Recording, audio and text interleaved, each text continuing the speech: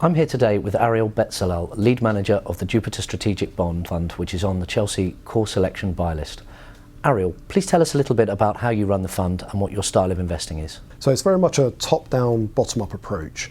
From a top-down perspective, we look at the world and we take a view on where things are heading, and we allocate our capital to the parts of the bond markets which we think will perform best. Now, from a bottom-up perspective, there's a lot of intensive credit work we do at our end, where we meet the company and then we do a lot of cash flow modelling of the business.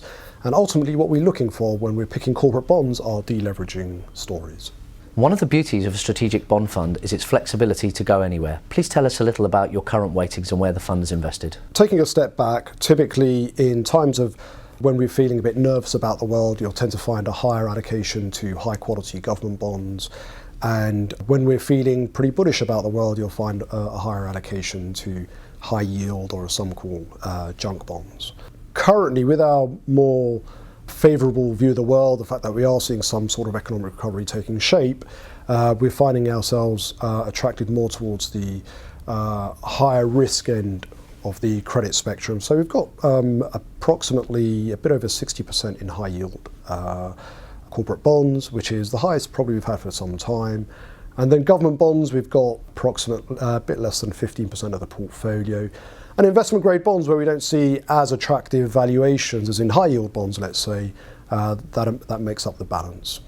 Investors are growing increasingly concerned about a so-called bond bubble, coupled with Ben Bernanke's recent comments on the slowing down of QE and how that has affected bond markets. Would you give us some comments on that? Yeah, so if we look in the developed world today, interest rates are very low, and my opinion is that interest rates are going to remain low for quite some time. So I think credit or corporate bonds will continue to be an appealing product to investors. So do I think there is a bond bubble? I think, yes, bonds have had a great run, but I don't think it's the end of this hunt for yield. The bottom line is, while interest rates on the high street are close to zero, people will continue to use corporate bonds as a way to get income.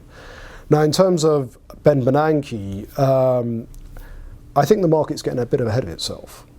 I think the US economy is showing signs of developing some sort of sustainable economic recovery.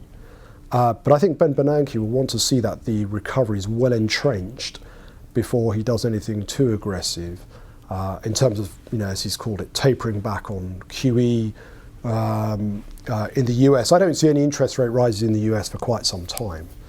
I think the Fed will be keen to keep a very loose monetary policy in America. I think they'll want to see a lower unemployment rate. And I think the thing that people are missing is that inflation in the US is still running at pretty low levels. And I think that concerns certain Fed members, that deflation is potentially still an issue.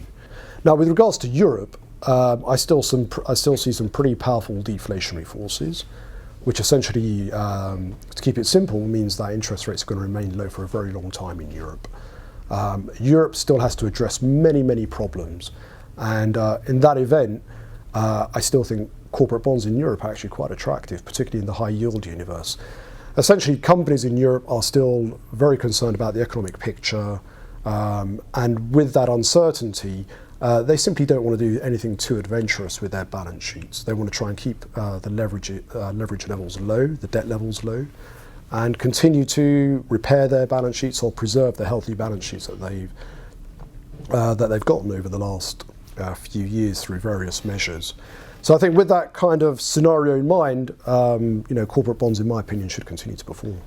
Has the recent downgrade of the UK from AAA rating had any impact on the fund? Yeah, it's funny in a way because, when the US lost its AAA rating, the market actually, the US Treasury market actually finished up on the day. So I don't think, and that kind of applies really to the gilt market as well, and I don't think the market's too concerned about that.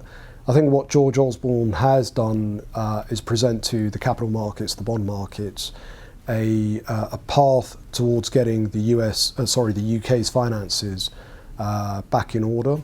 The capital markets are happy with that, the bond market's happy with that, and that's why yields on Gilts, trade so low and are not far from where German government bonds are, which are regarded as risk-free in Europe.